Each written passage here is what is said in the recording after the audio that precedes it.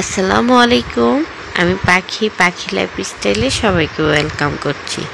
কাছে এবং দূরে, দেশ এবং দেশের বাহিরে এই মুহূর্তে যে যেখান থেকে আমার এই ব্লগটি দেখছেন, আশা করি সবাই ভালো আছেন। আলহামদুলিল্লাহ, আমরাও ভালো আছি। এই ব্লগটি আমার ঈদের আগের দিন করা ছিল, আর এটা এডিট করে ছাড়তে পারিনি, কেননা আমার আগের ব্লগটা যারা দেখেছেন তারা হয়তো জানেন আমাদের এখানে কিন্তু বন্যা হয়ে গিয়েছিল। এই যে রাস্তাটা যে দেখছেন, শুকনো রাস্তা, ঈদের আগের দিন কিন্তু আমি খালাকে দিয়ে পরিষ্কার করে নিয়েছিলাম। আর এই যে কাপড় চোপড়ও নেড়ে দিয়েছিলাম অনেকগুলো ঈদের কাপড়। ঈদের আগের দিন আমি অনেক কাজ করেছিলাম, কাপড় চোপড় ধুয়েছিলাম, আর এই খালাকে দিয়ে রাস্তাঘাট, বাড়ির পেছন দিক সব কিছু পরিষ্কার করেছিলাম, যাতে ঈদের দিন দেখতে খুবই ভালো লাগে। এই তো মোটামুটি আমি অনেক কিছুই করে রেখেছিলাম যে আমাদের ঈদটা খুবই সুন্দর হবে, কিন্তু ভাগ্যের কি পরিহাস, ঈদ আনন্দ বলতে আমাদের কিছুই করা হয়নি, কেননা ঈদের দিনই আমাদের এখানে পানি চলে এসেছিল বন্যার। আমি যেহেতু সিলেট বিভাগে মৌলভীবাজারে থাকি, আমাদের এখানে কিন্তু প্রচুর পানি এসেছে। আর বন্যা যে হয়েছিল সেটা আমি ভিডিও করে কিন্তু আমার এই চ্যানেলেই ছেড়েছিলাম। যারা দেখেছেন তো দেখেছেন, আর যারা দেখেননি চাইলে আমার ওই ভিডিওটাও দেখে নিতে পারেন। আর এই তো সব কিছু প্রস্তুত করে কিন্তু ভেবেছিলাম সুন্দরভাবে ঈদটা আমাদের কাটবে, কিন্তু সেই ঈদটা আমাদের সুন্দর হয়নি।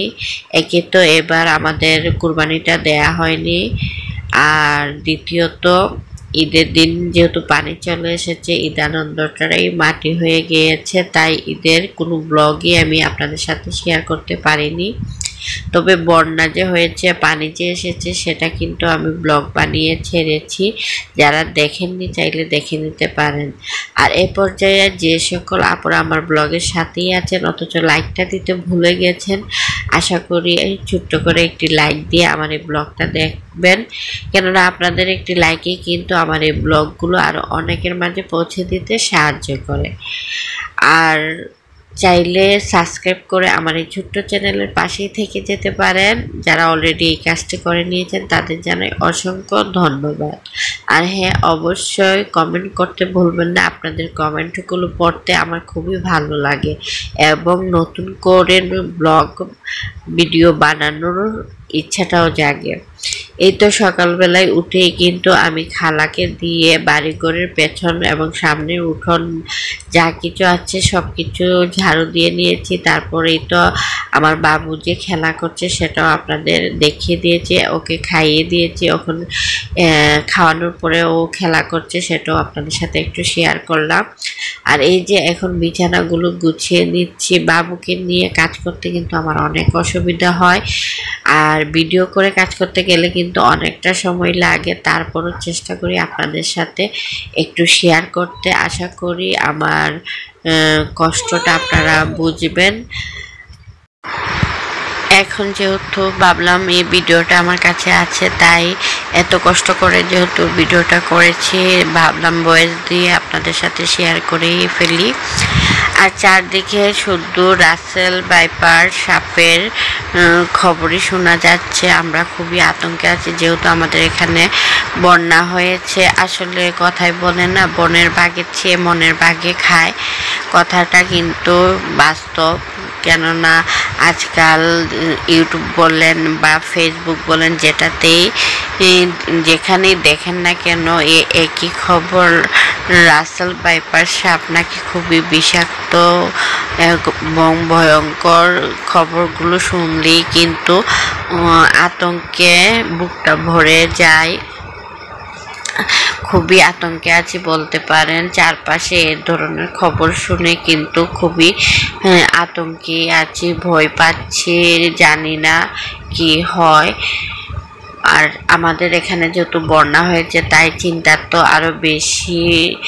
সাপগুলো নাকি সারা বাংলাদেশেই ছড়িয়ে পড়েছে।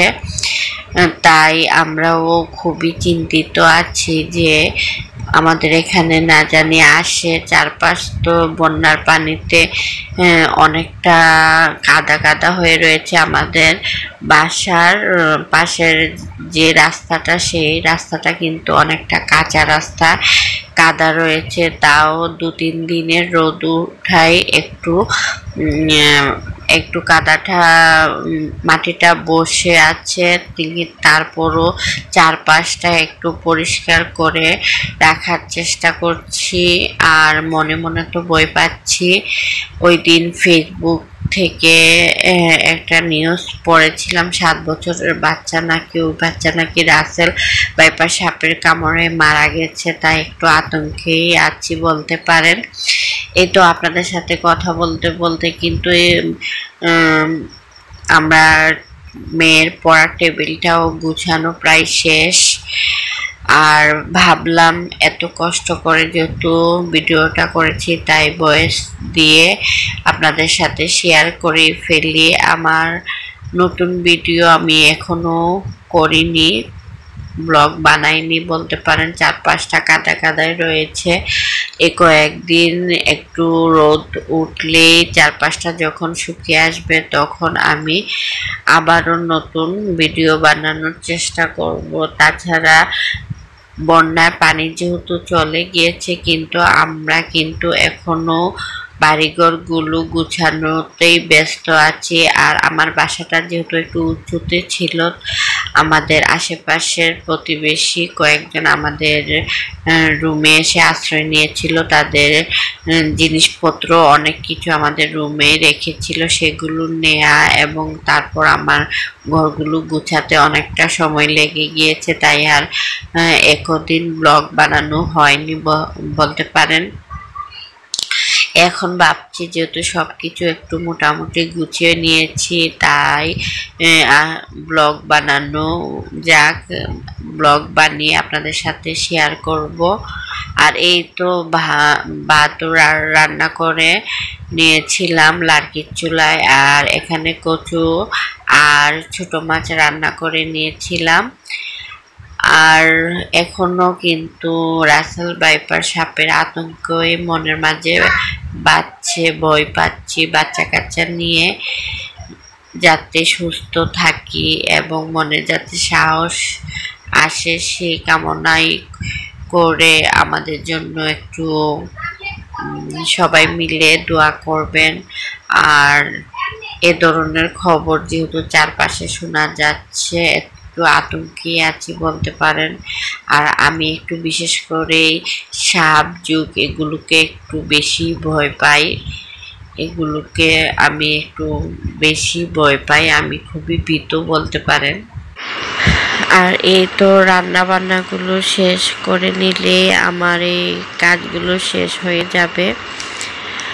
ওই দিন আমি এখানে কচু রান্না করেছিলাম, ছোট মাছ রান্না করেছিলাম হাতে মেখে।